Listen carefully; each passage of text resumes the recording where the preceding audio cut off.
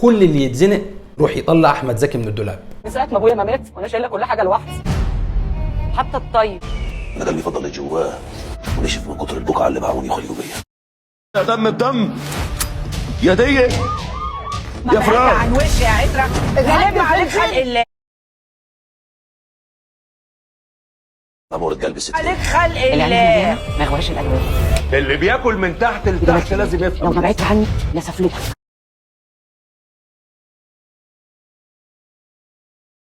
احلى عليكم والله، ايه الجمال ده؟ اللي اشتغل مع زيدان ما ينفعش يخون. كل اللي يتزنق روح يطلع احمد زكي من الدولاب.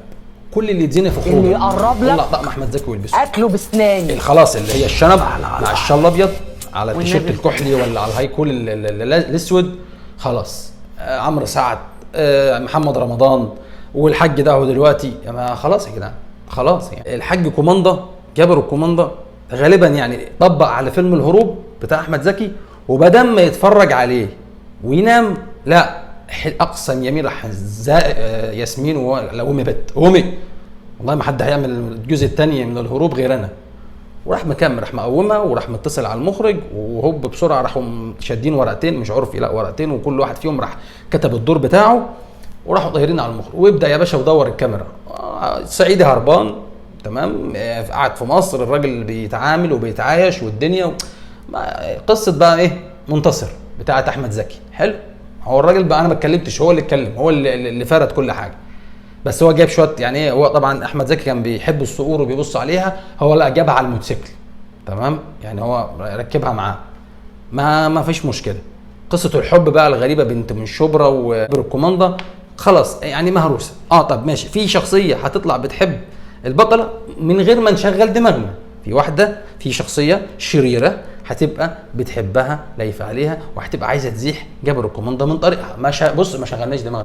تعال نفكر مع بعض كده، يا ترى مين الشخصيه الشريره اللي ممكن تقوم بالدور ده؟ انا شايف ريحه مين؟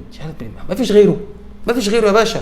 يا باشا من مسلسل ادم، من مسلسل ادم بتاع تامر حسني من 2011، وهو اللي بيقوم بدور بص قبل ما نرفع سماعه التليفون هو متسجل كده في الموبايلات بتاعت المخرجين، الشرير الاوحد ماجد المصري. خلصان راجل بيعرف يعملها، ما بيعملش حاجه، بيسيب دقنه تمام وما بيصبغهاش كمان، بتبقى اشرشر الشرشر.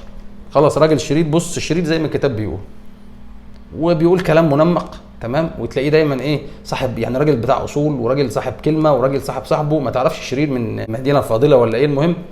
المهم ان المسلسل لو خدت بالك من البرومو هتحس ان اللي كاتب السكريبت عبد الرحمن الابنودي، سيد حجاب، في شاعر هو اللي كتب، يعني في سجع، في امثال شعبيه او في حكم، الحكم كلها بتقفل يعني، او كل الكلام. يعني تخيل بقى لما تبقى عايش مع ناس في بلد كل كلامه عباره عن حكم، انت بتبقى ايه ماشي بورقه وقلم بقى، فاهم؟ انت ماشي ايه مش بتتكلموا، لا انت ماشي بتجمع برديات، بتكتب على الحيطان بقى عشان الاجيال اللي جايه بعد كده تتعامل معاك على ان زي الفراعنه بالظبط، حضاره قديمه.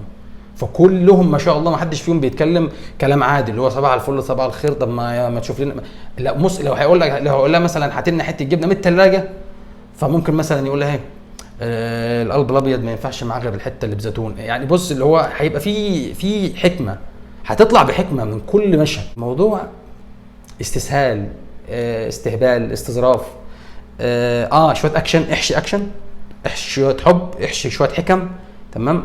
جيب لي بقى شويه قصه معاناه وقصه صعود وقصه واحد هربان من طار وبعد كده مش عارف بيدوروا عليه، فبعد ما يكون خلاص حب واتحب تمام، والبنت في بطنها عيل، فبالتالي ان احنا لازم هنسمي الواد ايه، هنسميه جابر عشان احتمال ده جابر يتضرب بطلقتين في كتافه اخر المسلسل. في استسهال وفي استهبال، فاللي هو انت بتستنتج حاجات موجوده اوريدي، بس برضو عندنا الفضول في ان احنا نتفرج ونكمل ونشوف ونسبهل ونتفاجئ واعصابنا تبقى مشدوده، ويا رب الطلقه ما تجيش في دماغه وتيجي في كتفه عشان خاطر يعيش لان هو البطل طبيعي. فاحنا خلاص يعني الموضوع بس وصلت ان انت يعني هم بيلعبوا على حته ان انت ايه، انت ما تعرفش ان احمد زكي اللي منتصر في شخصيه ما تعرفش تلضم الاحداث ببعضها، وجاي من الصعيد واصله بيحب واحده ومش عارف في حد مش عارف هيقف قصاده وهيبقى مش عارف ايه، وهي هترفض الاولاني وهتحب الغلبان ومش عارف، وهتبقى في شويه مناوشات بينهم وبعد كده هيرجعوا يحبوا بعض وهيبعتوا لبعض اسمسات بقى وحاجات او كده، نقعد نقضيها ايه دوخين يا لمونه هي كده. وفي الاخر يقول لك والله مش عارفين احنا عندنا فقر ليه في الابداع وفي في القصه وفي التمثيل وفي مش عارف ايه، ونترحم على احمد زكي ونترحم على سعيد صالح ونترحم قاعدين في ميتم بناخد واجب وعزا بس. والفكره ان الناس اللي بتوع زمان دول لو خدوا ربع فرص والدعايه والاعلانات والفلوس والشهره بتاعت الناس اللي موجوده دلوقتي دي اعتقد كانوا فسدوا برضو، كانوا باظوا يعني كويس ان هم برضو جابوها من تحت لتحت، يعني كانوا مشغلين دي وكانوا بيشتغلوا وبيبذلوا مجهود وبيطلعوا افكار وبيطلعوا شخصيات من الواقع يعني فاهم، يعني برضو دي خدمتهم جدا، والا كانوا جم طلعوا زي بالظبط. ما هو في 30,000 مسلسل في كل رمضان، ورمضان يمسح رمضان، رمضان يمسح رمضان، ويقول لي بقى رمضان اللي فات ولا اللي قبله ولا السنه اللي فاتت كان في ايه مسلسل علم ولا اي حاجه، بسبب انه ايه استسهال. اقلب اضحك على الناس اللي بتتفرج دي. 90% نحت، 90% ده كده اسهال مش نحت، ده كده اسهال نحت. ف يعني اي شيء بيزيد عن حده بينقلب ضده بس كده.